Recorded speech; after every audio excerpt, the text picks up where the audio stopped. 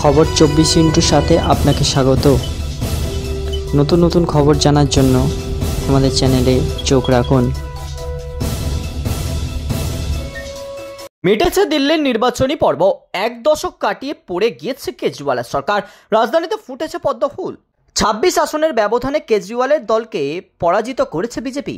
তাদের থলিতে গিয়েছে মোট 48টি আসন। কেজরিওয়াল পেয়েছেন মোট 22টি আসন। কংগ্রেস বাড়ি ফিরেছে শূন্য হাতে। মূলত মুসলিম ও দলিত ভোটের উপর ভর করেই চলতি নির্বাচনে দিল্লিতে নিজেকে প্রাসঙ্গিক রাখলো আপ। তাদের জয়ী 22টি আসনের মধ্যে 14টি বিধানসভা আসন মূলত নির্ধারিত হয় মুসলিম ও অনগ্রসর বা দলিত শ্রেণীভুক্ত ভোটারদের হাতে।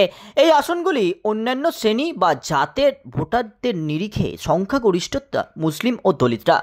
তবে কেজরিওয়ালের দলের উপরে যে একেবারে চোখ বন্ধ করে ভরসা রেখেছেন তারা, এমনটাও নয়।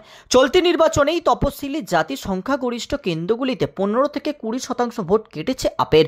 নির্বাচনের বহু আগে থেকে বিজেপি জুতো আলগা করে পা গলানোর চেষ্টা চালাচ্ছিলেন আপ প্রধান অরবিন্দ কেজরিওয়াল। সরাসরিভাবে হিন্দুত্ব রাজনীতি না নামলেও বিরোধীদের মতো বিজেপির এই কৌশলের বিরোধিতাও করছিলেন না তিনি। বিশেষজ্ঞদের মতে দিল্লির দাঙ্গার পর থেকে সফট হিন্দুত্বের রাজনীতি করেছিলেন কেজরিওয়াল, কিন্তু আখড়ে তা যে তার ক্ষতি করেছে সেই বিষয়টিও এখনো অনেকটাই স্পষ্ট। ব্যুরো রিপোর্ট, খবর 24/7।